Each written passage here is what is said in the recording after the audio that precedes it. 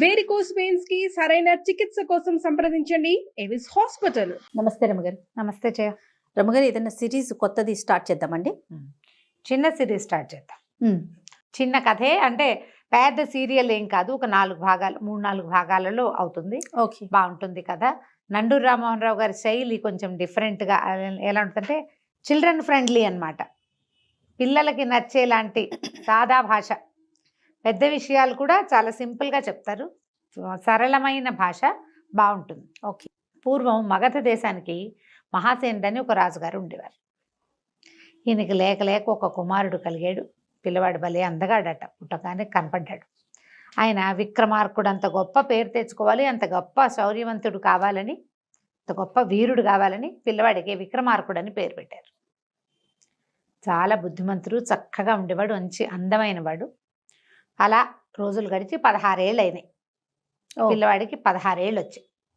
ఈ అబ్బాయి ఈడుకు మించిన పొడుగు ఉండేవాడు, చాలా బాగుండేవాడు, ఆజానుబాహువు. ఏది మొదలుపెట్టినా వచ్చేసేది, ఏదైనా నేర్చేసుకునేవాడు. యుద్ధ విద్యల్లో కూడా ఆరితేరాడు. ఒకసారి అతను ఒక చోటకి ఎక్కడికో వెళ్ళి తిరిగి వస్తూ ఒక పురాతన బావి దగ్గర మంచినీళ్ళు తాగటానికి ఆగాడట. ఆ బావిలో అతనికి ఏదో తళతళలాడుతూ కనపడింది. ఎప్పటిదో బావి, చాలా పాతది. చూశాడు, ప్రయత్నం చేసి వాళ్ళ నాన్నకి చెప్పాడు. ఈ అబ్బాయి ఎలా కనపడేవాడంటే ఏ పురాణ పాత్ర దిగొచ్చేసినట్టు, మహాభారత పుటల్లోంచి పురాణ పాత్ర ఒకటి బయటకు వచ్చినట్టుగా ఒక పురాణ పురుషుడిలాగా కనపడేవాడు. ఆజానుబాహువు, మహాశౌర్యవంతుల లక్షణాలు కనపడేవి. హుందాగా మాట్లాడేవాడు, గంభీరమైన కంఠము, ఎంత బాగుండేవాడు. పిల్లలు ఏదైనా చెప్తే పెద్దవాళ్ళు కొట్టిపారేస్తారు. ఈ పిల్లాడిలో ఉన్న ఈ మహాపురుష లక్షణాలు ఉన్నాయి. దానివల్ల తండ్రి ఏమన్నాడంటే, అబ్బాయి ఏదో చెప్తున్నాడు చూద్దామని కొంతమంది జ్యోతిష్కులు వాళ్ళు వీళ్ళు అందరూ కలిసి, ఆయన మంత్రివర్గము అంతా కలిసి వచ్చి ఆ నూతిలోకి చూశారు. అయితే చూడగా ఒక ఆయన ఏం చెప్పారంటే, ఇది చాలా పురాతనమైన విల్లు. ఇది బృహద్రథుడని ఒక గొప్ప రాజుగారు ఉండేవాడు, ఆయన చేయించిన విల్లు, ఇది ఆయనది. ఇది ఇక్కడ కనపడ్డం మన అదృష్టం, అబ్బాయికి మంచి యోగం ఉంది, అందుకే కనపడింది అని చెప్పి ఆ విల్లుని తీద్దామనుకున్నారు. నూతిలో నుంచి విల్లుని తీయాలంటే ఏం చేయాలి? బంగారపు విల్లట అది. ఇక నీళ్లు తోడారు, ఎంత తోడారో. తోడగా చివరికి నీళ్ళన్నీ అయిపోయి, పూడికి తీసేటప్పుడు బావిలో నీళ్ళు అట్లాగే తోడతారు. బావుల్లో పెద్ద విపరీతంగా జలాలు ఊరవు, స్లోగా ఊరుతాయి. పై నీళ్ళన్నీ తీసేశారు. విల్లు కనపడుతోంది. 4-5 దిగారు, అది ఎత్తలేకపోయారు దాన్ని.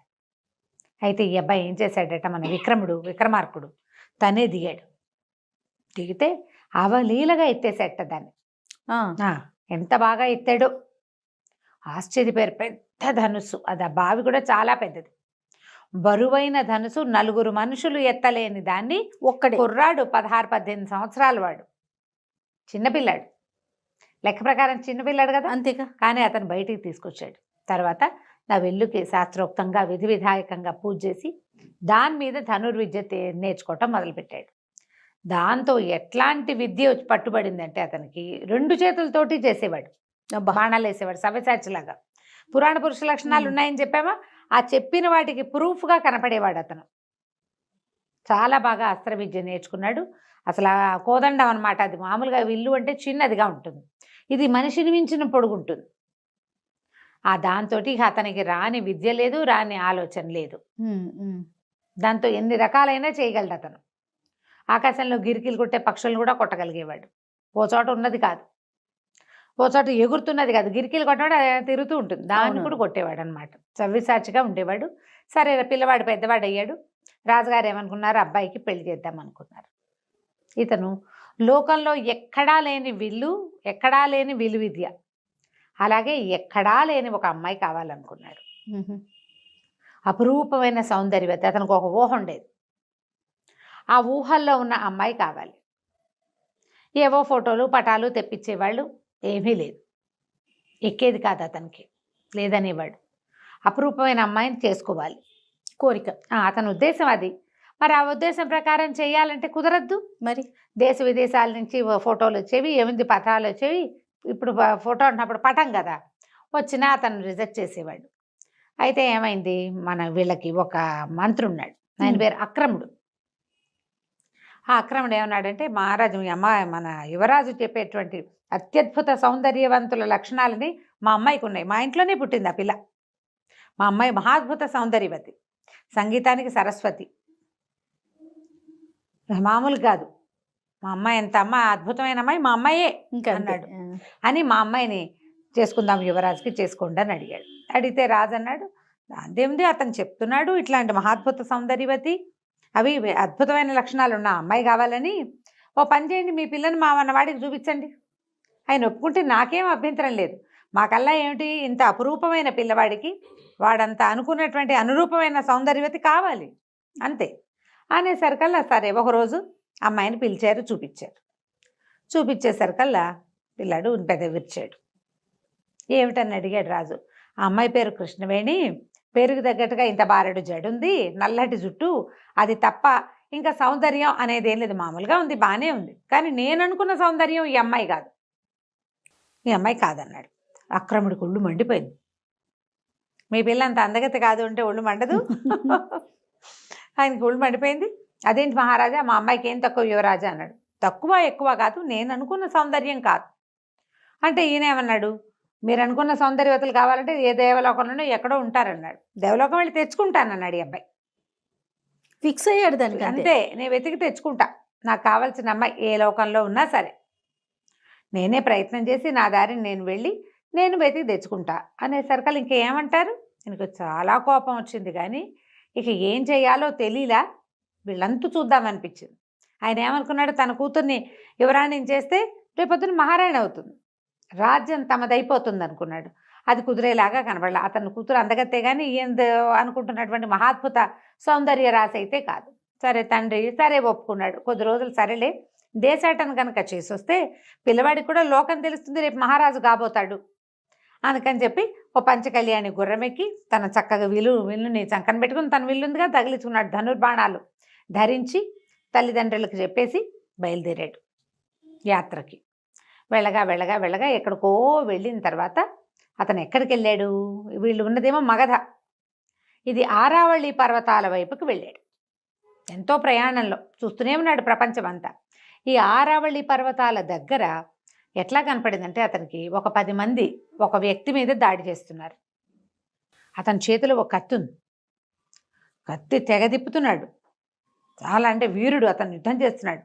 ఈ 10 మంది మనుషులు మంచి బలాఢ్యులు, గుర్రాలు ఉన్నాయి, వాళ్ళ డ్రెస్సింగ్ అది చూస్తే వాళ్ళు ఏదో ఉన్నత వంశాల వాళ్ళుగా లేరు, కొంచెం కుస్తీ పట్లు అవి పట్టే వాళ్ళలాగా ఉన్నారు, అంటే సాఫిస్టికేటెడ్ డ్రెస్సింగ్లో లేరనమాట. అప్పట్లో బట్టల్లో వేర్పాట్లు ఉండేవి, క్షత్రియోచితమైన బట్టలు వేరు, పనిపాటల వారి బట్టలు వేరు, తెలిసేది అట్లా. ఇతను ఏమనుకున్నాడు, చూస్తున్నాడు ఈ లోపల ఉన్నవాడి కత్తి కదలిక, వాడి లాఘవము, వాడి కదలికలు చాలా ఆసక్తి గొలుపుతున్నాయి. ఇతనికి కత్తి యుద్ధాలు అవి అలవాట్లేదు, విలువిద్యే కదా వచ్చు. కానీ అయితే ఏమైంది, సరే చూస్తూ ఉండగానే ఒకడెవడో దొంగ దెబ్బ తీయబోయాడు, ఇతను వెనకాల నుంచి బాణం వేసి కొట్టాడు. వాడు అక్కడి నుంచి లోపలికి వెళ్ళాడు, ఆ గుంపులోకి వాళ్ళ దగ్గరికి పరిగెత్తేసరికల్లా రెండో మనిషి సడన్గా వచ్చాడు, ఆజానుబాహు, పెద్ద విల్లు, పెద్ద గుర్రం, బ్రహ్మాండమైంది. దాన్ని చూసేసరికల్లా వాళ్ళు కూడా కాస్తగా హడావిడి పడ్డారు. ఇక అది 2 మనుషులు తోడయ్యేసరికల్లా 10 మంది కాళ్ళకి బుద్ధి చెప్పి పారిపోయారు. ఆ అబ్బాయి వాళ్ళందరూ పారిపోయేసరికల్లా సరే వీళ్ళిద్దరూ మాట్లాడుకుంటే అతని పేరు శక్తి సింహుడు, పాటలీపుత్రానికి చెందినవాడు. నాకు ఒక ఖడ్గ విద్య వచ్చు, ఏ రాజు దగ్గరైనా ఈ విద్యను చూపించుకుని పొట్ట పోసుకుందామని బయలుదేరాను. నా దగ్గర ఉండేది 10 వరహాలు, అంతకంటే ఏం లేవు నా దగ్గర. దానికే 10 మంది దొంగలు వెంబడబడి ఇగో ఇలా చేశారు, ఇంత యుద్ధం చేశారు అంటే నీ కత్తి లాగవని నేను చూశాను అన్నాడు. కనపడింది కదా 10 మందిని బాగా నిలేసావు, వాడెవడో దొంగ దెబ్బ తీయబోయాడు కాబట్టి నువ్వు దొరికావు, కానీ లేకపోతే నువ్వు దొరికేవాడివి కాదు, నీ కత్తి తిప్పే విద్య చాలా బాగుంది, మన ఇద్దరం స్నేహితులుగా ఉందామన్నారు. సరే నువ్వెవరంటే 8వ దేశం అంటే మగధ దేశం. సరే ఏమిటి అంటే మా నాన్న అక్కడ రాజు అని చెప్పాడు. అతను ఆశ్చర్యపడి, ఏమిటి నువ్వు యువరాజు అని? మగధ దేశపు యువరాజుని నేను, ఇలా ఒక స్వప్నాన్ని వెతుక్కుంటూ బయలుదేరాను అంటే ఇతను అన్నాడు కథల్లో లాగా యువరాజు పంచకళ్యాణిని వేసుకుని బయలుదేరాడు అన్నట్టుగా, బయలుదేరావా నువ్వు అంటే బయలుదేరాను, ఇట్లా ఒక ప్రత్యేకమైన సౌందర్యవతి నేను కలలో చూశానామని, నాకు ఒక ఊహ ఉంది, ఆ ఊహని నేను కల్లో చూశాను, ఒక సౌందర్యవతి అయిన అమ్మాయి చక్కగా నాట్యం చేస్తుంది, చాలా అపురూపమైన సౌందర్యవతి, భూలోక సౌందర్యం కాదనిపిస్తుంది. ఇప్పటికి ఎంతమందినో చూశాను. ఆ అమ్మాయి వాళ్ళు మ్యాచ్ అవ్వటం లేదన్నట్టుగా చెప్పాడు. చెప్పేసరికల్లా శక్తిసింహుడు అన్నాడు, ఈ ఆరావళి పర్వతాల్లో బాగా లోపలికి వెళ్తే ఒక చోట ఒక విచిత్రమైన దృశ్యం చూశాను నేను. ఆ విచిత్రమైన దృశ్యంలో నేను చూసినటువంటి అమ్మాయిల్లో ఒక అమ్మాయి నువ్వు చెప్పిన పోలికలకి దగ్గరగా ఉంది. ఓహోహో. భూలోకమే అది, వాళ్ళు మన లోకంలోనే, కానీ వాళ్ళు మన లోకానికి చెందిన వాళ్ళు కాదు. కొంతమంది స్త్రీలు ఎక్కడికి వస్తారు, నేను అది చూశాను అని చెప్పేసి ఆ కథ ఏమిటో చెప్పడం మొదలుపెట్టాడు. Okay okay. సరే, అమ్మాయి ఎక్కడ చూశాడు, ఎలా చూశాడు, ఆ అమ్మాయితో పాటు ఎవరు వచ్చారు, ఏమిటి అని ఆ వివరాలు చెప్పబోయాడు. సరే, ఏం వివరాలు చెప్పాడు? శక్తిసింహుడు విక్రమార్కుడికి చెప్తున్నాడు. మనం కిందటి భాగంలో ఒక చిన్న పొరపాటు ఏం చెప్పామంటే, పాటలీపుత్రం వీళ్ళదే, మగధ రాజ్యంలో ఉంటుంది పాటలీపుత్రం. శక్తిసింహుడు వేరే ఏదో చిన్న ఊరు నుంచి వచ్చిన వాడనమాట. పాటలీపుత్రం ఎక్కడ, ఆరావళి పర్వతాలు ఎక్కడ, ఇంత దూరం వచ్చావు నువ్వు వెతుకుంటూ, అయితే నీకు సరిపడే అమ్మాయి, నువ్వు చెప్తున్న అమ్మాయిని నేను చూశాను అన్నాడు. ఏమట, ఇక్కడికి 10 ఆమడల దూరంలో లోపల, అడవి లోపల ఒక పెద్ద సరస్సు ఉంది. ఒకనాడు నేను ఆ సరస్సు ఒడ్డున అక్కడ ప్రయాణిస్తూ అక్కడ ఆగాను. అయితే నాకు దూరంగా ఇంద్రధనుసు వస్తున్నట్టు కనపడింది. నేను ఇంద్రధనుసు చూసి ఆశ్చర్యపోయాను. తర్వాత నాకు అర్థమైంది, ఆ ఇంద్రధనుసు కదిలిస్తోంది. నేను చూస్తూ ఉండగానే ఆ ఇంద్రధనుసు భూమి మీద వాలింది. క్రమంగా అందులోంచి ఒక్కో రంగు విడిపోయి ఒక్కొక్క నెమలిగా రూపాంతరం చెందింది. 7 రంగులు, 7 నెమళ్ళు. 7 నెమళ్ళు నాట్యం చేయటం మొదలుపెట్టినాయి. చేయగా క్రమంగా 7 నెమళ్ళు 7 అమ్మాయిలుగా మారిపోయినాయి. వాళ్ళు ఎక్కడి వాళ్ళో, దైవకాంతలు ఎక్కడి నుంచి వచ్చారో నాకు తెలియదు, కానీ వాళ్ళల్లో అమ్మాయి, ఆఖరి అమ్మాయి చాలా అందంగా ఉంది. వాళ్ళంతా ఆ చెల్లెల్ని పిలుస్తున్నారు. అయితే వాళ్ళు నాట్యం చేశారు, చాలాసేపు ఈదులాడారు. ఆఖరి చెల్లెలైతే ఎంత అందంగా ఉందో, నువ్వు చెప్పే అమ్మాయి ఆ అమ్మాయి అని నాకు అనుమానం. తర్వాత వాళ్ళు మళ్ళీ ఉత్తరీయాలు అవి పెట్టి సరస్సులో ఈదులాడారు, చాలాసేపు పాటలు పాడుతూ కోలాహలంగా గడిపారు. తర్వాత 7 నెమళ్ళుగా మారి, తర్వాత ఇంద్రధనుసుగా మారి వెళ్ళిపోయారు. నాకు అర్థమైనంత మటుకు వాళ్ళు ప్రతిరోజు వస్తారు. బాగుంది, నేను చూసా వాళ్ళని. మనకెందుకు, ఎవరో దేవతా స్త్రీలని, నా దారిని నేను వచ్చేసా. ఇప్పుడు నువ్వు చెప్తున్నావు కదా, కావాలంటే వెళ్ళి చూద్దాం పద అంటే, సరే ఏమనుకున్నారు, చూద్దాం. చూడాలంటే ఇతని దగ్గర పంచకళ్యాణి ఉంది కదా, పంచకళ్యాణి మీద 2 ఎక్కితే బాగోదు, కాసేపు వరకు ఓకే. పైగా 2 బలశాలుడు కదా.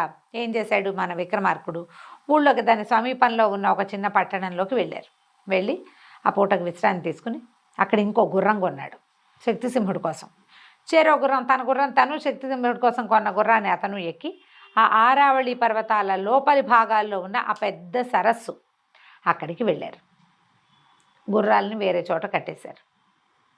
వీళ్ళిద్దరూ ఆ సరస్సు దగ్గరున్న పొదల్లో దాక్కుని కూర్చుని ఉన్నారు. సమయం గడిచింది రాలా. నువ్వు నిజమే చెప్పావా, ఇది జరుగుతుందా అని ఆశ్చర్యంగానే ఉంది. జరగకపోతుంటే సరికల్లా జరిగిందో లేదో అన్న అనుమానం వస్తుంది కదా. చూద్దాం అంటుండగానే మధ్యాహ్నం ఎండెక్కేసరికల్లా దూరంగా ఇంద్రధనుసు కనపడింది. అదుగో వస్తోందన్నాడు. ఇద్దరు నిశ్శబ్దంగా కూర్చున్నారు. ఇంద్రధనుసు భూమి మీదకి వాలింది. ఒక్కో రంగు విడిపోయింది, ఒక్కొక్క నెమలిగా మారింది. నెమళ్ళు నాట్యం చేయటం మొదలుపెట్టాయి. ఎంత అత్యద్భుత నాట్యమో అది. అక్కడి నుంచి ఒక్కొక్కళ్ళు ఒక్కొక్క స్త్రీగా మారిపోయారు.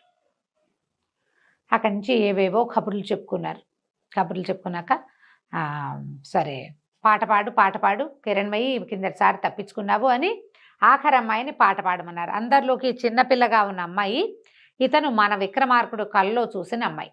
ఓహో, ఎంత అందంగా, అందరూ బాగున్నారు. ఈ ఒక పిల్ల ఇంకా అందంగా ఉంది. అక్కడి నుంచి పాట పాడమన్నారు. ఈ మౌన కూడా తప్పించుకున్నావు, పాట పాడాల్సిందే, నిన్న నువ్వు పాడలేదు అన్నారు. అంటే అప్పుడు వీళ్ళంతా, వాళ్ళలో ఒక అక్క ఏమందంటే, నీ స్వప్నసుందరుడు ఎవరో ఉన్నాడు కదా, అతని మీద పాడవే అని అడిగింది. ఏమిటి, పాటలు కూడా పాడుతుందా అని ఇంకొకళ్ళు అడిగారు. ఏముంది, అతని మీద కవిత్వం కట్టి పాడుకుంటుంది, మొహమైనా చూపించట్ట కనపడుతూ ఉంటాడు, ఎన్నాళ్ళుగానో కవిత్వం రాసుకుంటుంది, అదే పాట పాడుతుందని ఓ పాట పాడిచ్చారు. పాడితే ఎవరో స్వప్నసుందరుడు ఆ పిల్లకి రోజు కల్లో కనపడతాడు. అతని ముఖం ఈ అమ్మాయి చూడలా, చూచాయిగా తెలుసు అతను, కానీ తెలియదు. ఆ అమ్మాయి పాట పాడింది. సిగ్గుపడుతూ మహానందంలో మునిగిపోయాడు విక్రమార్కుడు. మన శక్తిసింహుడు అన్నాడు, నువ్వేనేమోనయ్యా, నీ గురించే పాడుతోందో ఏమిటో అమ్మాయి, నీకు ఆవిడ కల్లో కనపడింది, ఆవిడనే పెళ్లి చేసుకోవాలని ఉంది. ఆవిడ కూడా నువ్వు కల్లో కనపడతావు. దైవం విధించిన సంవిధానం ఇది. మరి వీళ్ళని ఎట్లా పట్టుకోవటం? వీళ్ళు దేవతా స్త్రీలు, ఇక్కడ వాళ్ళే లేరు. ఏ గ్రహాంతర వాసులు, ఎక్కడి నుంచి వచ్చారు, ఏదో దేవలోకం నుంచి వచ్చారో తెలియదు కదా. అంటే ఏమన్నాడు, అలా కాదు, వాళ్ళు ఇప్పుడు స్నానానికి వెళ్తారు, ఉత్తరీయాలు తీసి అక్కడ పెడతారు. ఆ ఉత్తరీయాల వల్లే వాళ్ళు నెమళ్ళుగా మారతారు. నేను చూశాను కిందటిసారే, ఇప్పుడు కూడా మనకు అర్థం అవుతుంది. ఉత్తరీయం ఇక్కడ పెడతారు కదా, ఆ అమ్మాయి ఉత్తరీయం తీసి దాచేయన్నాడు. సరే వీళ్ళు ఏం చేశారు, 7 ఉత్తరీయాలు పైన వేసుకునే ఓణి లాంటిది ఎత్తి అక్కడ చెట్ల మీద వేశారు. ఆ అమ్మాయిది లేత గులాబీ రంగు, ఏదో మంచి రంగు. వీళ్ళంతా నీళ్ళల్లోకి వెళ్ళారు. ఇతను ఏం చేశాడు, తన ధనుసు కొసతోటి ఆ ఉత్తరీయాన్ని లోపలి లాక్కున్నాడు, పొదలోకి చేత్తో పుచ్చుకుని కూర్చుని ఉన్నాడు. స్నానాలు అయిపోయినాయి, బయటకు వచ్చారు. సరే అక్కడి నుంచి ఉత్తరీయాలు తీసుకోబోతే 6 దొరికినాయి, 7వ అమ్మాయికి దొరకల. నా ఉత్తరీయం ఏది, పిల్ల వెతుక్కుంటూ ఉండేసరికల్లా మిగిలిన వాళ్ళు అన్నారు, నువ్వు గాలికి ఏమైనా ఎగిరిపోయిందేమో, నువ్వు కంగారు పడకు, మేము ఇంతమంది నెమళ్ళుగా మారతాము 6, నిన్ను మా రెక్కల మీద ఎత్తుకుని తీసుకుపోతాము, నువ్వు భయపడాల్సిన పని ఏం లేదు, మేము ఉన్నాం కదా అన్నారు. అనేసరికి ఇతను భయం వేసింది. ఉత్తరీయం లేకపోతే అమ్మాయి ఇక్కడే ఉండిపోతుంది అనుకున్నాడు. ఇప్పుడు కనుక వాళ్ళకేలే దాని గాల్లో నుంచి లేపుకుని తీసుకెళ్ళిపోతే అక్కడి నుంచి తటాలన బయటకు వచ్చేసరికి అలా కంగారు పడి ఈ 6 అమ్మాయిలు మాయమైపోయారు. ఉత్తరీయం లేని కిరణ్మయి మాయం అవ్వలేక ఉండిపోయింది. ఏడుస్తూ నుంచింది వికమొహం వేసి. నా ఉత్తరీయం ఎందుకు ముట్టుకున్నావు, నువ్వెవరివి ఏమిటి అంది. కానీ అమ్మాయికి వీని ఎక్కడో చూసావనిపించడం మొదలెట్టింది. పురాణ పురుషుడిలా ఉంటాడని చెప్పుకున్నాం కదా. అక్కడి నుంచి ఇతను ఏం చెప్పాడంటే, మాది మగధ దేశం, పాటలీపుత్రం మా ఊరు, నేను మహాసేన మహారాజు కుమారుణ్ణి, నా పేరు విక్రమార్కుడు. నాకు ఒక రోజుకు ఒక కళ వచ్చింది. ఆ తర్వాత ఎన్నిసార్లు ఆ కళ వచ్చింది, ఆ కళలో నిన్ను చూశాను, నిన్నే వివాహం చేసుకోవాలనుకున్నా, అందుకోసం నీ కోసం వెతుక్కుంటూ వచ్చాను. ఇవాళకి ఇప్పటికి నువ్వు కనిపించావు. 6 నెలల పైనుంచి నేను వెతుకుతున్నాను, ఇప్పుడు నువ్వు నాకు కనిపించావు, నన్ను వివాహం చేసుకుంటావా అని అడగబోతున్నాను అన్నాడు. అనేసరికల్లా ఈ అమ్మాయి సిగ్గుపడింది. కానీ మొదట కాస్త ముందు వెనక ఆడి మెల్లిగా చెప్పింది, నాకు కూడా ఒక స్వప్న సుందరుడు ఉన్నాడు, అతను ఇంచుమించుగా నీలాగానే ఉంటాడు, నేను ఎప్పుడూ అతని ముఖం చూడలేదు, మా అక్కయ్యలకి తెలుసు. అనేసరికల్లా సరే ఇతను అన్నాడు, ఉంగరం చేతికి తొడగబోయాడు. ఇదేమిటి అని అడిగింది. వివాహం మేము ఇట్లా వివాహం చేసుకుంటామంటే, మరి మా నాన్నకి చెప్పొద్దా అంటే, మీ నాన్నకి చెప్పవలసిన పనే ఉంది, చెప్పక్కర్లేదు, గాంధర్వ వీధిని వివాహం చేసుకుందాం, మీరెవరు ఏమిటి అని అడిగాడు. ఆ అమ్మాయి, మేము యక్షకాంతని, నేను యక్షులు వీళ్ళు. ఇది ఎవరు, మన యారావళి పర్వతాలు, మానసరోవరాలు ఇవన్నీ దాటిన తర్వాత క్రౌంచ పర్వతం అని ఉంది. దాని తర్వాత యక్షులది అలకాపురి. కుమారస్వామి మా యొక్క ఇలవేల్పు అయినటువంటి కుమారస్వామి దగ్గరికి మేము ఎప్పుడు దర్శనానికి వెళ్తాం. ఆయన దగ్గరుండే నెమలే మాకు ఈ నాట్యాన్ని నేర్పింది. ఆయన వాహనం కదా నెమలి. తర్వాత తనిచ్చినవే ఈ ఉత్తరీయాలే మాకు పింఛాలుగా మారతాయి అని చెప్పి, సరే వివాహం చేసుకుంటావా నన్ను అని అడిగాడు. ఈ అమ్మాయి కాస్త అటు ఇటుగా ఆలోచిస్తుంటే, వాళ్ళ అక్కయ్యలు ఈ పిల్ల ఏమైందో, వాడెవడో వచ్చాడని మళ్ళీ వెనక్కి వచ్చేసరికి ఆ పిల్ల వాళ్ళ అక్కయ్యలకు చెప్పింది, ఈ అబ్బాయే ఇతనే నా కల్లోకి వచ్చేవాడు, ఇలా రాజకుమారుడు అని చెప్పి, నేను ఇతను వివాహం చేసుకుంటాను, తనతో వెళ్ళిపోతాను, తండ్రి గారితో చెప్పండి, సెలవు. వాళ్ళు బాధపడ్డారు, చెల్లెలు తమతో రావట్లేదని. కానీ ఆమెకి కల్లో కనపడిన యువకుడినే మానవుడైనప్పటికీ అతన్ని అమ్మాయి పెళ్లి చేసుకోవటం, అతన్నే దైవంగా భావించటము, మొదలైన భావాలు వాళ్ళకి నచ్చినాయి.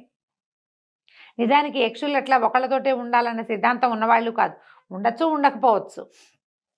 సరే యక్ష వివాహం అనుకుని ఉంగరం అమ్మాయి వేలికి పెట్టాడు. వీళ్ళు ఈ లోపల ఏమైంది, వాళ్ళు వెళ్ళిపోయేసరికి శక్తి సింహుడు బయటకు వచ్చాడు, తథాస్తు అనుకుంటూ వివాహానికి. భయపడింది అతను చూసి, నువ్వు భయపడద్దమ్మా, నీ భర్తకి స్నేహితుడిని. ఈ మధ్యలో అయితే ఇతను ఏమన్నాడు, మన విక్రమార్కుడు, నువ్వు కూడా ఉత్తరీయం తీసి అట్టి పెట్టుకుంటే నీకు కూడా ఒక దేవకాంత వస్తుందంటే, నాకు అసలు పెళ్లి మీదే ఆసక్తి లేదన్నాడు శక్తిసింహుడు. పెళ్లి చేసుకునే ఉద్దేశం లేదు, కత్తి యుద్ధం మీదే ఆసక్తి ఉంది నాకు అన్నాడు. సరే పద వెళ్ళిపోదామని చెప్పేసి వెనక్కి బయలుదేరి తీసుకొచ్చాడు. ఇతను ఏ కన్యని కల్లో చూశాడో ఆమెని కొంతకాలం తిరిగి ఆమెని ఆ మహాద్భుత సౌందర్యవతిని సాధించుకొచ్చాడు. ప్రజలంతా ఆశ్చర్యపోయారు కిరణ్మయి సౌందర్యం చూసి. తండ్రి ఆశ్చర్యపోయాడు. అక్రముడికి మాత్రమే ఒళ్ళు మండిపోయింది. చెప్పటం ఏమిటి, సాధించుకురావటం ఏమిటి, పిచ్చి కుళ్ళొచ్చేసింది. ఎలాగైనా సరే వీళ్ళంతు చూడాలనుకున్నాడు. అయితే రాజుగారు వివాహం తలపెట్టాడు.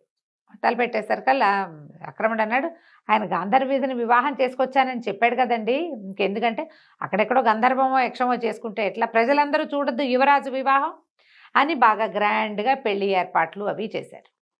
ఈ పెళ్లి ఏర్పాట్లలో ఈ అక్రముడు ఏం చేశాడు, వీళ్ళకి అవతలున్న కళింగ రాజుతోటి మాట్లాడి మేము పెళ్లి హడావిడిలో ఉంటాము, మేము ఎట్లాగూ నువ్వు రాజ్యాన్ని ఆక్రమించు, మా వాళ్ళు యుద్ధంలో ఓడిపోతారు, మా రాజ్యాన్ని నీకు కట్టబెడతాను, మా పిల్లని నువ్వు పెళ్లి చేసుకో, ఇలాంటి ఒక వడంబడికతోటి ఆ కళింగ రాజుకి వీళ్ళ తాలూకు ఆనుపానులు అందించేశాడు. వీళ్ళేమో పెళ్లి హడావిడిలో ఉన్నారు. మామూలు మన ఇంట్లో పెళ్ళి అయితేనే మనకు 4 రోజుల హడావిడి, రాజుగారి పెళ్లికి ఇంకా గందరగోళంగా ఉంటుంది కదా, ఈ గోలలో ఉన్నారు. రాజుగారు ఏమనుకున్నాడంటే యక్షల దగ్గర వివాహం చేసుకున్నాడు, ఇక్కడ మనం కూడా వివాహం చేద్దామని గ్రాండ్గా వివాహం తలపెట్టారు. అయితే తన కూతుర్ని యువరాజుకి ఇచ్చి పెళ్లి చేయాలనుకున్న మంత్రి అక్రముడికి మాత్రం చాలా ఒళ్ళు మండిపోయింది, సహించలేనట్టుగా ఉంది. నా కూతురు ఎక్కాల్సిన రాజ్యం, ఈయన ఓవర్ యాక్షన్ తోటి ఎక్కడి నుంచో వెళ్ళి ఎక్కడి నుంచో ఎవతనో తీసుకొచ్చేసాడు, ఎలాగైనా ఇది చెడగొట్టేయాలి, నా కూతురు అనుభవించిన రాజ్యం కూడా ఉండకూడదు అనుకున్నాడు. ఇలాంటి స్వార్థపరులు ఎప్పుడూ కనిపిస్తారు. అతను ఏం చేశాడంటే వీళ్ళ రాజ్యానికి కొంత దూరంలో అవతలగా ఉన్న కోసల రాజ్యాధిపతి అయిన కుటిలవర్మతోటి మాట్లాడాడు. ఈ కుటిలవర్మకి ఎప్పటి నుంచో ఈ మగధ మీదకి రావాలని ఉంది. ఈ మగధ ఏంటంటే మంచి సస్యశ్యామలమైన సుభిక్షమైన రాజ్యం, రాజు చాలా గట్టివాడు, పైగా ఈ రాకుమారుడు ఇలాగ సవ్యసాచి కదా, తనకు దొరికిన విల్లు, అతను వేయగలిగేటువంటి బాణాల ఆ ప్రజ్ఞ, అతని శౌర్యం వల్ల చుట్టుపక్కల ప్రాంతాల్లో అన్ని చోట్ల ఉన్న వీరులు శూరులు ఎంతమందో మగధ రాజ్యంలో చేరారు.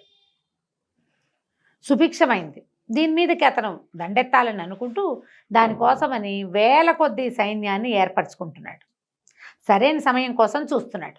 అదే సమయంలో ఈ అక్రముడు ఏం చేశాడంటే అతనికి తనకు ఒక నమ్మిన బంటు ద్వారా వార్త పంపించాడు. విక్రమార్కుడు యక్షకన్యని తెచ్చాడు, వివాహపు ఏర్పాట్లలో ఉన్నారు, మరి మాగధులంతా కూడా వివాహపు గోల్లోనే ఉన్నారు, ఈ సమయంలో గనక మీరు దండెత్తితే రెడీగా ఉండరు, యుద్ధానికి సన్నద్ధం కావాలి కదా, రెడీగా ఉండరు, ఈ సమయంలో అయితే మీరు మగధని జయించగలుగుతారు అని మగధ రాజ్యపు ఆనుపానులు అప్పచెప్పేశాడు. కుటిలవర్మ మొదలు పెట్టేశాడు. అక్కడి నుంచి చుట్టుపక్కల రాజ్యాలంటే వాళ్ళు ఉన్న వైపు నుంచి వాళ్ళు జ్వరపడాలంటే చిన్న చిన్న జానపదాలని వాటిని దాటి కదా రావాలి. ఈ జనపదాలని దాటేటప్పుడు ఏంటంటే ఆ ఊళ్ళల్లో కూడా రాకుమారుడి పెళ్ళని అన్ని చోట్ల ఉత్సవాలు జరుగుతున్నాయి, అన్ని ఊళ్ళకి పిలుపులు వచ్చినాయి, అన్ని ఊళ్ళ నుంచి జనం కొంతమంది వెళ్ళారు. ఇక్కడ ఉన్న వాళ్ళు కూడా చక్కగా ఇల్లు అన్ని అలంకరించుకుని రాజుగారు పంపించినటువంటి కానుకలు ఇంటింటికి వస్తే మరి చాలా అద్భుతమైన విషయం కదా.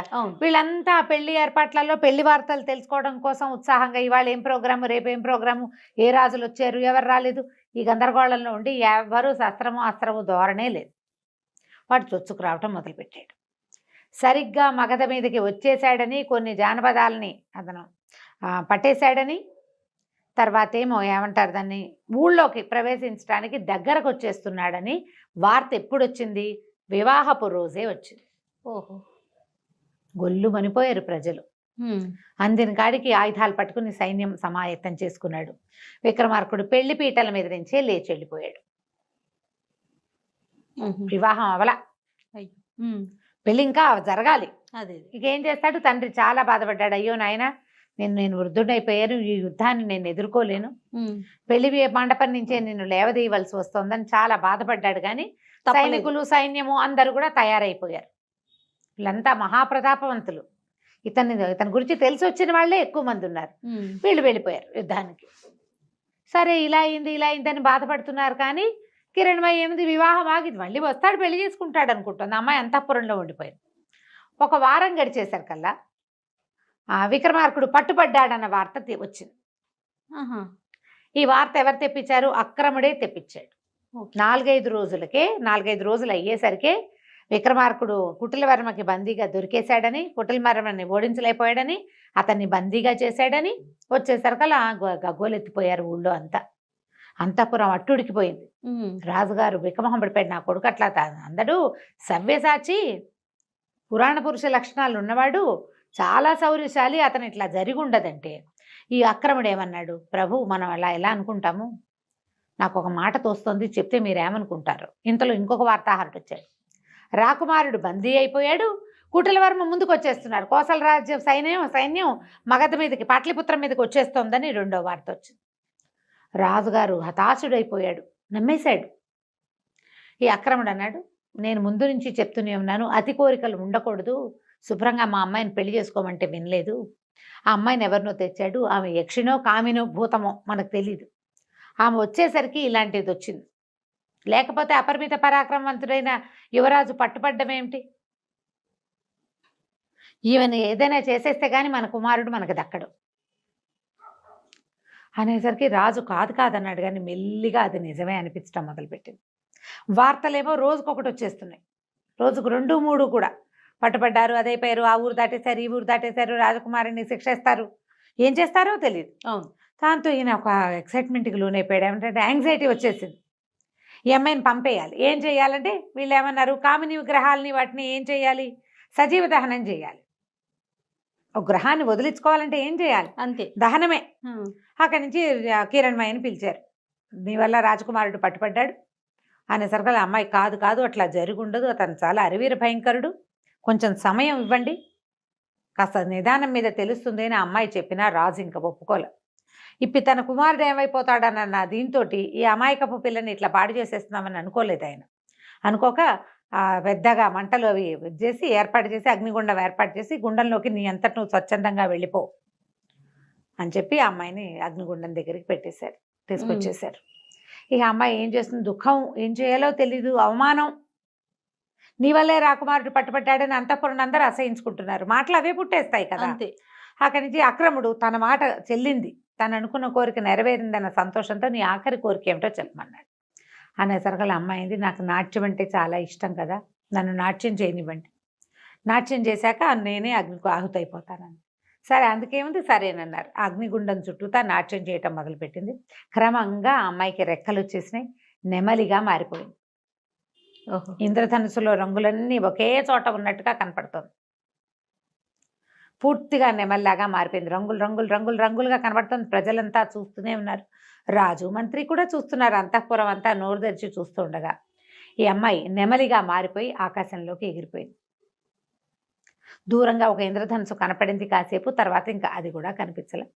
కళ్ళ నీళ్ళు పెట్టుకుంటూ అమ్మాయి ఇంకేమీ చేయలేక వెళ్ళిపోయింది. తనకు జరిగిన అవమానానికి, తర్వాత ఏమో ఈ అన్యాయానికి బాధపడుతూ ఎగిరి వెళ్ళిపోయింది. వెళ్ళిపోగానే ప్రజలంతా హాహాకారాలు చేశారు. కానీ యక్షమాయ మరణించకుండా అమ్మాయి యక్షకన్యగా మారిపోయి వెళ్ళిపోయింది అంతే.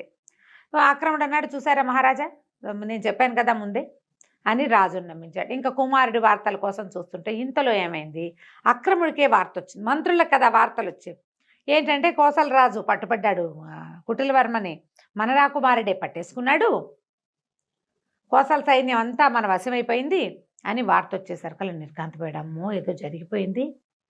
ఇప్పుడు ఇక్కడే ఉంటే అతను వెనక్కి తిరిగి వచ్చాడంటే విక్రమార్కుడు నాకు శిరచ్ఛేదం తప్పదు, అంతే, నా పగ ఎలాగూ తీరిపోయింది. ఏ అమ్మాయిని తీసుకొచ్చాడో ఆ అమ్మాయిని వెళ్ళగొట్టిచ్చేసాం అని చెప్పి రాత్రి కుటుంబంతో సహా దేశం దాటి పారిపోయాడు. రెండో రోజు సాయంత్రానికి వార్త వచ్చింది, రాకుమారుడు వచ్చేస్తున్నాడు, కోసల రాజును పట్టుకున్నారు. మరి అతనితోటి సంధి అంటే అతనే వడంబడ్డాడు. అతన్ని కేవలం రాజప్రతినిధిగా చేసి అతన్ని బతికించి ఉంచారు. రాజ్యం మందైపోయింది, బతికించి మాత్రం ఉంచారు, ఖైదు చేయకుండా వదిలిపెట్టారని, అతని రాజచిహ్నాలన్నీ తీసేసుకున్నారని వార్తలు వచ్చినాయి. రాజు ఏమనుకున్నాడంటే ఆ అమ్మాయిని తను అట్లా చేయటం వల్లే ఈ పిల్లాడు వెనక్కి వచ్చాడు అనుకున్నాడు. ఆయనకు అట్లా అర్థమైంది. కానీ క్రమంగా ఒక్కో రోజు గడుస్తుంటే వస్తున్న వార్తలు ఏంటంటే అసలు విక్రమార్కుడు ఏ దశలోనూ ఓడిపోలే, ఏ దశలోనూ ఓడల. అతను ప్రతి చోట కోసల రాజును అణుస్తూనే వెళ్ళాడు. కోసల రాజు దగ్గరికి అతని సైన్యాన్నంతా అణుచుకుంటూ వెళ్ళి చివరికి కుటిలవర్మని పట్టేసుకున్నాడు. మరి ఎక్కడా ఓడిపోయినప్పుడు ఓడిపోయాడు, పట్టుబడ్డాడు వార్తలు ఎలా వచ్చినాయి, ఇది ఎలా జరిగిందో కనుక్కుందామని ఇతని కోసం ప్రయత్నం చేస్తే ఇక కబురు చేశారు అక్రముడిని రమ్మని. ఎక్కడున్నాడు అక్రముడేడి పారిపోయాడు. అప్పుడు రాజుకు జరిగిన మోసం అర్థమైంది, ఆ అమ్మాయి మీద పగతో అతనే ఏదో చేసుంటాడు అని. అక్కడి నుంచి తనకి వార్తలు తెచ్చారు కదా, వార్తాహరులను ఒక్కొక్కళ్ళని విచారించేశారు కదా, ఈయనపిచ్చిన వార్తలే అవి అని తెలుసు. ఏమీ చేయలేక రాకుమారుడు వస్తే ఏం అడుగుతాడో, ఇలా చేశానని చెప్పడానికని సిగ్గిలిపోతూ తండ్రి బిగపట్టుకుని ఉన్నాడు. ఆ రాజ్యాన్ని జయించుకుని కళ్యాణానికి మళ్ళీ కదలొచ్చాడు పెళ్లి కొడుకు. మరి పెళ్లి చేసుకుందాం అనుకున్నాడు. తీరా వచ్చేసేసరికల్లా ఏమైంది? తండ్రి ఏమో సంతోషించాడు, కానీ నాయన ఒక అన్యాయం చేశాను, నా వల్ల ఈ పొరపాటు అయిపోయిందని చెప్పేసరికి హిరణ్మయి అంటూ స్పృహ తప్పి పడిపోయాడు రాకుమారుడు. అయ్యో అసలు ఏమీ జరగలేదు, నేను ఎక్కడా ఓడిపోలేదు, ఏది ఆ పొరపాటే జరగల. ఇలా ఎందుకు అయిందంటే అక్రముడు చేసిన కుట్ర తెలిసింది. ఇప్పుడు ఆ అమ్మాయిని తెచ్చుకోవటం ఎట్లా, నేను ఎలా బతికుండను అని ఏడుస్తూ ఉండిపోయాడు. శక్తిసింహుడు అన్నాడు, "నువ్వు ఇంత బాధపడద్దు, మనం ఎక్కడ అమ్మాయిని చూసామో అక్కడ వెళ్ళు, అక్కడికి వెళ్ళంటే ఆ అమ్మాయి ఇంకా ఇక్కడ ఎందుకు ఉంటుంది? ఇంత అవమానపడ్డాక మళ్ళీ భూలోకానికి వస్తుందా? వాళ్ళ అక్కయ్యలు మాత్రం వస్తారా? వాళ్ళు భూలోకంలోకి రాబట్టే కదా ఇలాంటి అవమానం జరిగింది అమ్మాయికి పాపం." చాలా బాధపడ్డాడు. కానీ శక్తిసింహుడు మాత్రం ఓదార్చాడు, "కాదు వెళ్ళు, వాళ్ళు రాకపోతే అక్కడి నుంచి ఇంకా కొంచెం ముందుకెళ్తే ఒక సిద్ధాశ్రమం ఉంది, అక్కడ ఒక మహానుభావుడు ఉన్నాడు, ఆయన నీకు ఏదైనా తప్పకుండా సహాయం చేస్తాడు, బయలుదేరి వెళ్ళమన్నాడు. ఆరావళి పర్వతాల దగ్గర ఎక్కడైతే మనం చూసామో అక్కడికి వెళ్ళిపో." సరే శక్తిసింహుడిని కూడా రమ్మన్నాడు. అతను ఒప్పుకోవాలి, వద్దు వద్దు, ఇప్పుడు కోసల రాజ్యం వాళ్ళని చేసాం, మనం అణిచేసాం అల్లర్లని, ఇప్పుడు నువ్వు నేను ఇద్దరు లేకపోతే వాళ్ళు మళ్ళీ వెనక్కి వస్తే నేను వచ్చి చేసేదేం లేదు. ఆ అలకాపురికో ఇంకో యక్షపర్వతానికో వెళ్ళవలసిన వాడేవి నువ్వు, నీ దారి నువ్వు వెళ్ళు, నేను ఈ రాజ్యానికి కాపలా ఉంటానని శక్తిసింహుడు ఉండిపోయాడు. ఓకే. అక్కడి నుంచి మన రాకుమారుడు విక్రమార్కుడు బయలుదేరి ఆరావళి పర్వతాలు చేరుకున్నాడు. ఎక్కడైతే తను మొదట వీళ్ళని చూశాడో ఇంద్రధనుసు రూపంలో అక్కడ 1-2 రోజులు కాపలా ఉన్నాడు. దొరకలేదు, రాలా ఎవ్వరు. సరే ఏం చేశాడు, అక్కడి నుంచి ఆ సిద్ధాశ్రమం వైపుకి వెళ్ళాడు గుర్రం వేసుకుని. వెళ్ళేసరికల్లా అక్కడ ఒక ఆయన సిద్ధుడు, చాలా మహాతపసంపన్నుడిలాగా ఒక ఆయన కనిపించాడు. కనిపిస్తే ఇతను నమస్కారం చేశాడు. ఎవరినైనా ఏమిటి అని కనుక్కుంటే ఇతను ఏమన్నాడంటే ఈ కథ అంతా చెప్పాడు. నేను అలకాపురికి వెళ్ళాలి, నా భార్యను తెచ్చుకుంటాను వెనక్కి, గంధర్వ విధిని వివాహం చేసుకున్న సాధారణ విధి జరగబోతుంటేనే ఇట్లా జరిగిందంటే ఆయన అన్నాడు, "ఎక్కడ అలకాపురి, మానవ మాత్రుడివి, నువ్వేం వెళ్తావు నాయనా, నువ్వు వెళ్ళలేవు, నీ వల్ల కాదు. కావాలంటే నువ్వు ఇంత ప్రయత్నం చేసి వచ్చావు కాబట్టి నీకు ఒక ఇది ఇస్తానని ఒక స్ఫటిక శిలని చేతిలో పెట్టాడు. నువ్వు ఎప్పుడు కావాలంటే ఆ అమ్మాయిని చూడొచ్చు, నువ్వు ఇందులో ఆమె కోసం ప్రయత్నం చెయ్యొద్దు, నువ్వు మానవుడివి, ఆమె యక్షకాంత, మీ ఇద్దరికి వివాహము పొసగదు, ఏదో జరిగింది, జరగవలసింది అంతే" అని చెప్పి ఆ రాయి చేతులు పెట్టాడు. ఆ స్ఫటికం లోపలి చూస్తే ఆ అలకాపురిలో ఒక చిన్న ఉద్యానవనంలో కూర్చుని ఏడుస్తున్న కిరణ్మయి కనపడింది ఇతనికి. ఆ అమ్మాయి ఏడుస్తోంది, కళ్ళలోంచి నీళ్లు గారిపోతున్నాయి. వాళ్ళ అక్కయ్యలు ఓదారుస్తున్నారు. అమ్మాయిని చూసారు, ఏడుస్తున్న అమ్మాయిని చూసారు కల్లా ఆ కిరణ్మయ్య అని మూర్చిపోయాడు ఈ అబ్బాయి. ఆయనకు చాలా బాధేసింది ఆ సిద్ధుడికి. అయ్యో ఇంత ప్రేమాశ్రయం కలిగి ఉన్నాడు, ఏదైనా సహాయం చేస్తానని చెప్పాడు. ఓకే. విక్రమార్కుడు సిద్ధుడికి నచ్చాడు. అంటే ఇతను ఇంత ప్రేమ కలిగి ఉన్నాడని ఆయన ఏమన్నాడంటే, నీకు ఒక రుద్రాక్షమాల ఇస్తాను, అది ధరిస్తే ఆకాశ గమనం వస్తుంది, నీతో పాటు నీ గుర్రం కూడా ఎగురుతుంది. ఓకే, ఎగిరితే ఇక్కడి నుంచి నువ్వు హిమాలయాల మీదకి వెళ్తావు. హిమాలయాలు దాటాక నీకు క్రౌంచ పర్వతం కనపడుతుంది. క్రౌంచ పర్వతం దాటాక అక్కడ దాకా నీకేం భయం లేదు, క్రౌంచ పర్వతం దగ్గర భయం కలుగుతుంది. దాని తర్వాత కైలాస పర్వతం, దానికి ఎడం వైపు చర్యల మీద ఆ యక్షపర్వతము, దాంట్లో అలకాపురి ఉంటాయి. ఇలా వెళ్ళాలి నువ్వు, ధైర్యం చేసి వెళ్ళిపోయి అక్కడికి వెళ్ళే ఆకాశ గమనం వరకు నేను ఇస్తా. తర్వాత సమయోచితంగా వీరోచితంగా నువ్వేం చేస్తావో అది చెయ్యి చెప్పాడు. సరే ఆ రోజు రాత్రి అక్కడ పడుకుని పొద్దున్నే లేచి అక్కడ సరస్సులో స్నానం చేసి ఆయన ఇచ్చిన కందమూలాలు భక్షించి దండం పెట్టి ఆ రుద్రాక్ష మెళ్ళ వేసుకున్నాడు. రుద్రాక్షమాల గుర్రాన్ని ఎక్కాడు. గుర్రం ఒకేసారి గాల్లో లేచింది. ఆకాశ గమనం వచ్చేసింది కదా. అక్కడి నుంచి ఇతను ఈ మన ఆరావళి పర్వతాల దగ్గర నుంచి అలా వెళ్ళి క్రమంగా భారతదేశంలో ఇది మన ఏమంటారు, అది కురు పాండవ యుద్ధం జరిగిన అది కురుక్షేత్రము, అవి చూస్తూ ఒకటి దాటుకుంటూ హిమవన్నగం దాటి ముందుకెళ్తే, ఇప్పుడు అప్పటిదాకా ఏముంది, పైకి వెళ్తుంటే మామూలుగా పైకి వెళ్తే భయం వేయాలి. హిమోత్పర్వతము, దాని ముందుండే ఇంకేదో పర్వతము, ఇవన్నీ దాటినా భయం వేయాలి. క్రౌంచ పర్వతం దగ్గరికి వెళ్ళేసరికల్లా ఆయన సిద్ధుడు చెప్పినట్టే భయం వేసింది. 3 శిఖరాలు ఉన్నాయిట.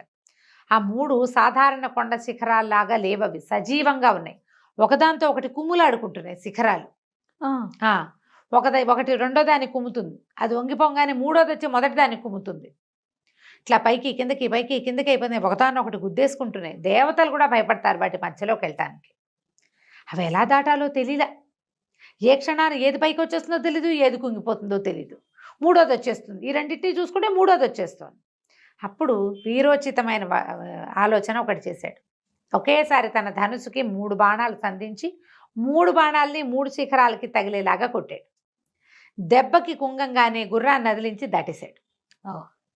దాటేస్తే కైలాస పర్వతం దాటాడు. పరమేశ్వరుడికి పైనుంచే నమస్కారం చేసుకున్నాడు. యక్ష పర్వతం కనపడింది. అక్కడి నుంచి అలకాపురి ఎంత బాగుందో, అక్కడ ఎంత బంగారం ఉందో. ఇల్లు అది కుబేరుడిది కదా అలకాపురి అనేసరికల్లా ఆ నగరం మొత్తం అంతా బంగారుమయం, బంగారంతో చేసిన ఇళ్ళు, వాకిళ్ళు. అసలు ఎన్ని రకాల కట్టడాలు, ఎంత బంగారమో, ఎలా మెరిసిపోతోందో అది. చాలా చాలా చాలా బాగుంది.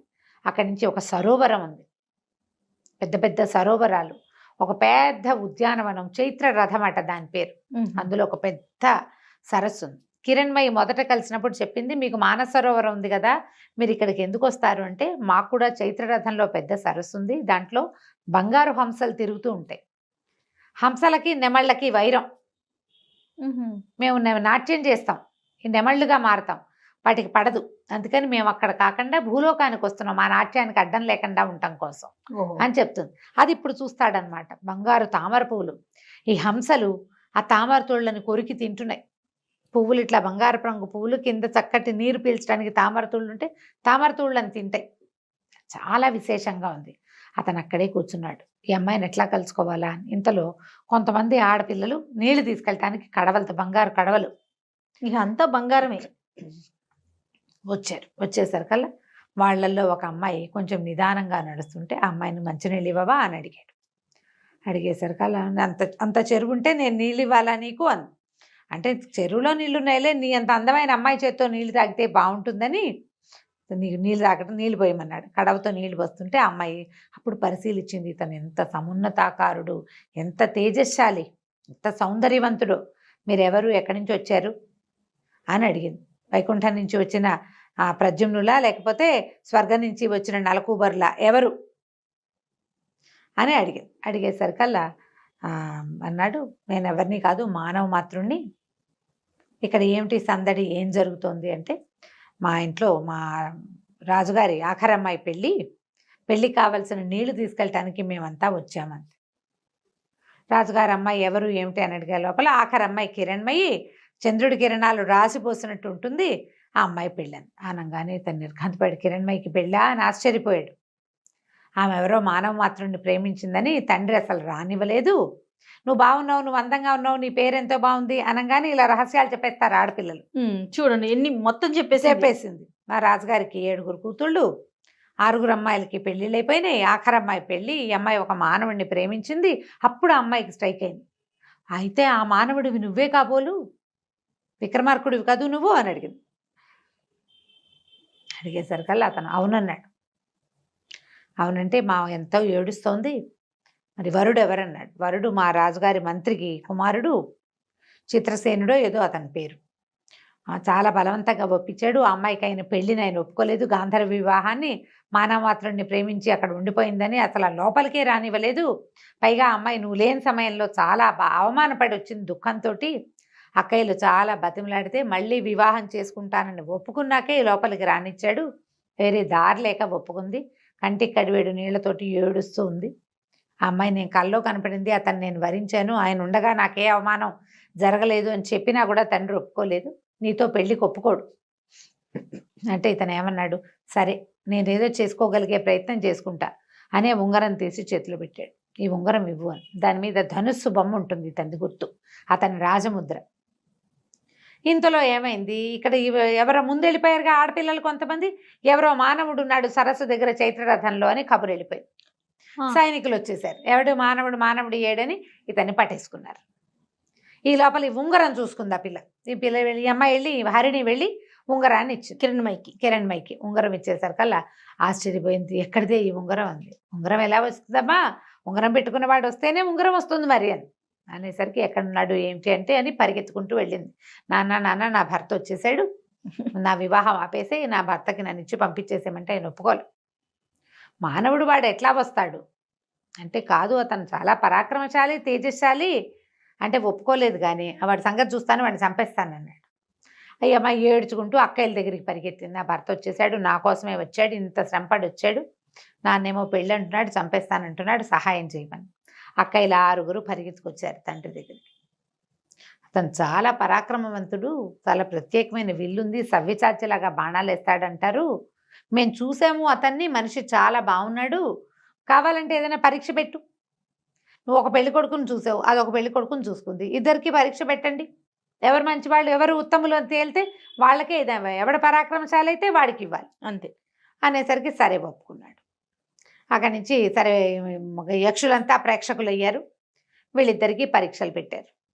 పరీక్ష పెట్టడానికి అతను ఏమనుకున్నాడు, ఆ చిత్రసేనుడో ఏమో వాడి పేరు, చిత్రరథుడు కాబోలు అవతలవాడు అంటే రెండో పెళ్లి కొడుకు. అతను ఏముంది, నేను యక్షుణ్ణి వీడిని మానవుని జయించడం సులువు కదా, చేస్తానన్నాడు. 3 పరీక్షలు పెడతామన్నారు. ఎవరు ఎక్కువ ఎత్తుకి బాణం వేయగలుగుతారో చూద్దామనుకున్నారు. ఈ అబ్బాయి దగ్గర ఉన్నదే ధనుస్సు, అతనికి ఉన్నదే విలువిద్య. సరే చిత్రరథుడు ఇతను ఇద్దరు కలిసి ఆకాశంలోకి బాణప్రయోగం చేశారు. చిత్రరథుడు వేసింది కొంత మటుకు వెళ్ళి పడిపోయింది, ఎత్తు కనపడుతోంది. ఇతను వేసిన బాణం ఎంత పైకి వెళ్ళిందంటే ఈ అబ్బాయి బాణం పడిపోయినా అతనిది పైకి వెళ్తూనే ఉంది. విక్రమార్కుడిది పైకి వెళ్తుంటే ఆకాశంలో ఒక గరుడు పక్షి తిరుగుతోంది, అది ఆ బాణాన్ని నోట ఖర్చుకుని తీసుకుపోయింది. బాణం కింద కూడా రాల, పైకే వెళ్ళిపోయింది. జనం అంతా చప్పట్లు కొట్టారు, కానీ ఆయన ఒప్పుకోవాలి, అదేతో పక్షి పట్టుకెళ్ళిపోయింది కాబట్టి ఇది కుదరదు, ఇంకో 2 పరీక్షలు ఉన్నాయి చూద్దామన్నారు. ఈసారి ఇక్కడ ఉద్యానవనం ఉంది కదా చిత్రరథం, అక్కడ చూశారనమాట. అక్కడ ఏం చేశారు, ఖర్జూరపు చెట్లు ఉన్నాయట, 10 వరుసగా ఉన్నాయి. వీటిలలో ఎక్కువ వృక్షాలని పడగొట్టేవాడు సాటి లేని విలుకాడు. ఇద్దరు చెరుకో పక్కన వేశారు, నుంచున్నారు. ఈ అబ్బాయి గంధర్వ పెళ్లి కొడుకు వేసిన దాంతో ఏమో మొదటి చెట్టు చీలిపోయింది, రెండో చెట్టుకి గుచ్చుకుని ఆగిపోయింది. మన విక్రమార్కుడు వేసిన బాణం మాత్రం 5 చెట్లను చీల్చుకుంటూ వెళ్ళి 6వ చెట్టు గుచ్చుకుంది. చెట్లలో నుంచి వెళ్ళిపోయింది అన్నమాట. ఎంత బలంగా లాగుతారో అంత స్పీడ్గా కదా వెళ్ళేది. బాణం ఎలా వెళ్తుంది, బలాన్ని బట్టే. వెళ్ళేసరి కదా అందరూ చప్పట్లు కొట్టారు, శబాష్ శబాష్ అన్నారు. రాజుగారి కొళ్ళు మండిపోయింది ఆ యక్షరాజుకి. అయినా సరే 3వ పరీక్ష ఉంది, ఇదంత తేలిక కాదు అని చెప్పి వరుసగా గవాక్షాలు ఉంటాయి, హోల్స్ లాగా గోడకి కోడలైంచి ఒక చెయ్యి బయట పెట్టి ఉంటుంది, అందులో కిరణమయ్య చెయ్యి ఏదో గుర్తుపట్టాలి. 7 అమ్మాయిలు నుంచున్నారు, 7 హోల్స్ ఉన్నాయి, 7 కిటికీలోంచి చెయ్యి బయటకు వచ్చింది. ఈ అబ్బాయి ఆ చెయ్యి పట్టుకుని చెప్పాలి. పట్టుకోవచ్చా, చూసండి, పట్టుకోవటమో చూసో ఓకే ఏదో ఒకటి చెయ్యాలి. చేతులు బయట ఉంటే కిరణమయ్య చెయ్యి గుర్తుపట్టాలి. పాణిగ్రహణం చేసావు కదా నువ్వు, గుర్తుపట్టమన్నాడు.